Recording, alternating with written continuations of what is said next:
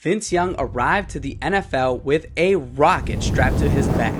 The quarterback out of Texas started his NFL career as hot as any could get, yet for all of his abilities and natural skill, he was a little more than an afterthought after just a few years in the league. His rise in the NFL came just as fast as his downfall. The dual threat quarterback would sadly deal with several off the field issues and mental pitfalls that would play a big role in Young being out of the league in a relatively short manner. But what exactly happened?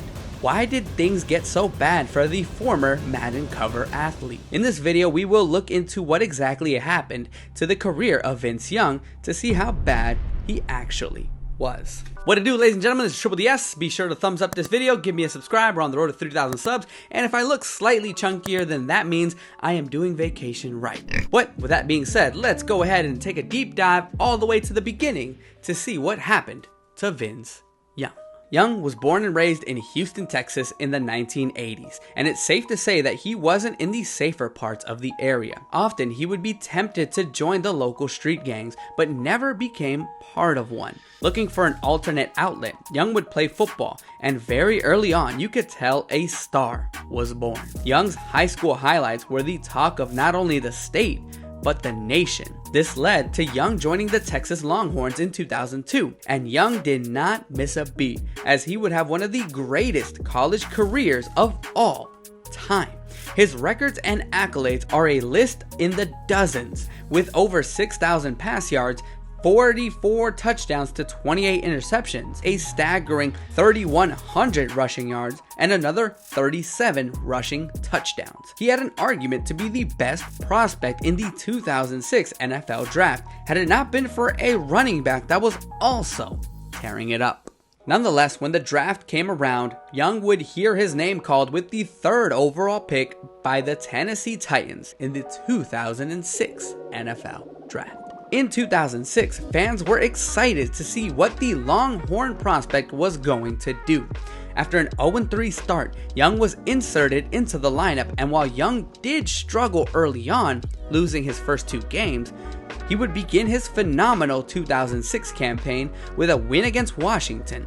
Following the bye week, Young's Titans would win 7 of their next 10 games and would ultimately finish 8-8 despite an 0-5 start. After it was all said and done, Young finished with 12 pass touchdowns to 13 interceptions, 1 yard short of 2,200 pass yards, and, more importantly, an 8-5 record. This only tells half the story, however, as Young would snag another 552 yards on the ground and another 7 rushing touchdowns. This rookie campaign would result in Young being named Rookie of the Year in 2006. Young by no means had a perfect 2006 season, as he made plenty of mistakes along the way. With that being said, 2007, now the pressure's slowly starting to creep up a little bit. Will Young be able to step up to the plate? A slight spoiler alert, no.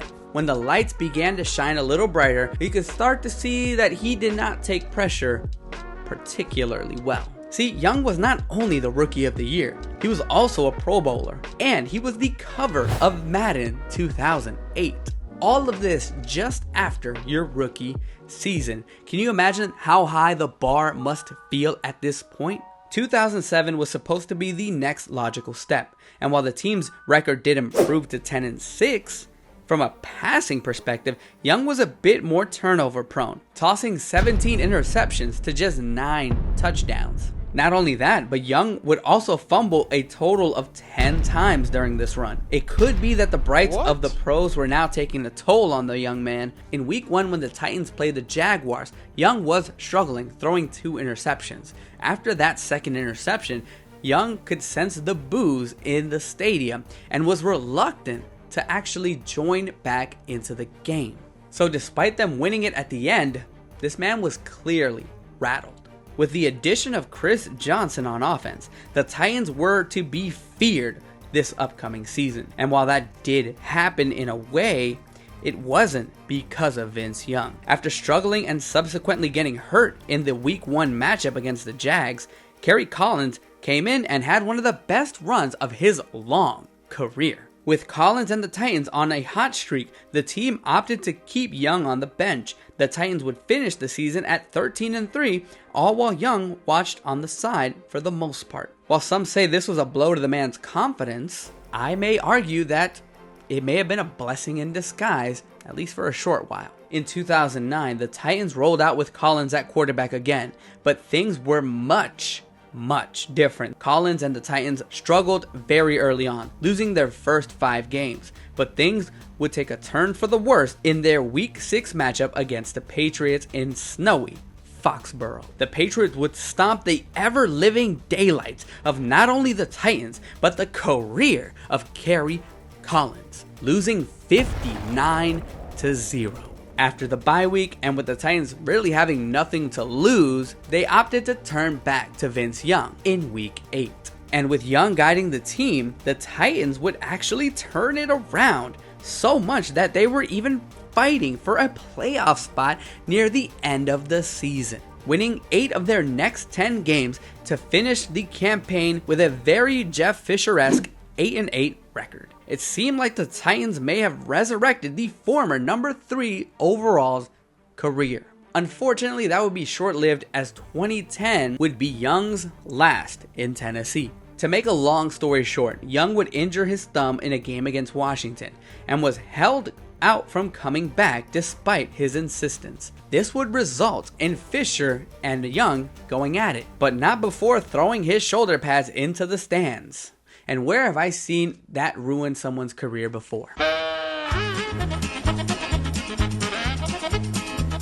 With that, the rift could no longer be repaired, and Young's career with the Titans was over. Following his departure, Young would sign with the Eagles in the 2011 season, and that time is really only remembered for what he said in the press conference, calling the 2011 Eagles the Dream Team, which they were on paper. The backup quarterback for Philadelphia would end up eating those words, as the Eagles finished the season with an 8-8 record. Young specifically didn't see much action, but when he did, he didn't particularly look great, tossing 9 interceptions to just 4 touchdowns, playing in only 6 games and starting 3 of them. And just like that, that was it for Young's time playing any meaningful games in the NFL again.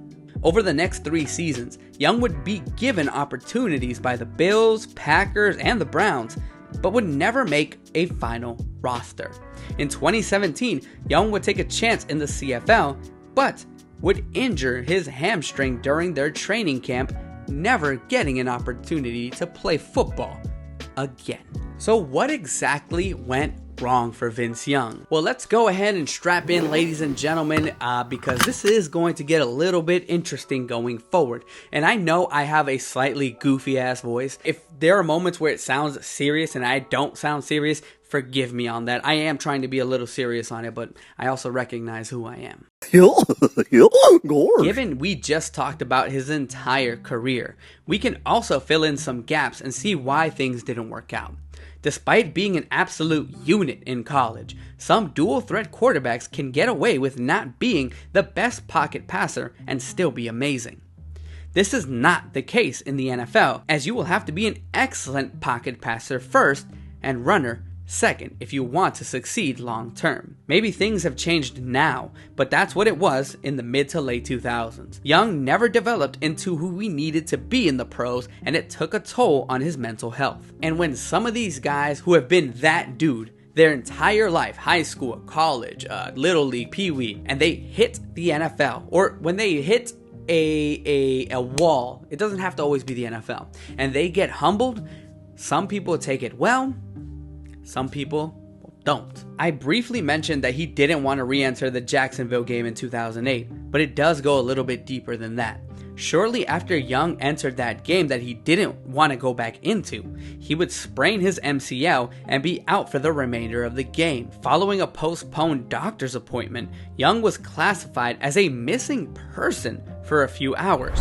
And while he would eventually return to the team's facilities, it was a major concern, considering that there has been written documents from a therapist revealing that Young would sometimes bring up suicide during their meetings. This intensified and justified Young's family and Coach Fisher in trying to find Young despite only being missing for a few hours. Young also did claim that there were a lot of things going on with his family during this time that affected him negatively.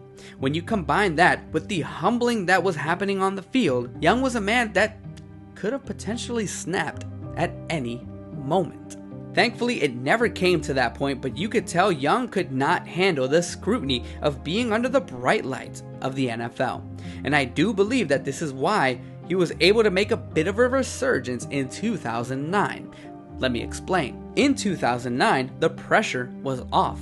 The team could not possibly get any worse. At 0-6, coming off of your historically worst game, losing 59-0 to the Patriots, there was no pressure to really get any worse. So with there being a minimal amount of pressure, Young excelled. But you fast forward to 2010, Young now with the expectations of doing better, you just came off of an 8-2 record the year prior. Guess what happened again? He crumbled. He let the emotions and stress of the game get the best of him and pulled off an AB in the middle of a game.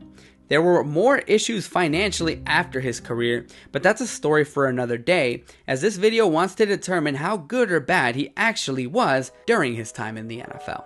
Given the impeccable rookie season and resurgence in 2009, I cannot justify an F. So with that being said, I do believe for the career of Vince Young, which included Rookie of the Year, 2-time Pro Bowler, I would have to give his grade a C-. For some people, that is way too high, but I do think when people talk about how bad someone is, they forget the good things that they were able to do. If you do believe that I'm overgrading him, let me know in the comments below. But that's my grade and I'm sticking to it.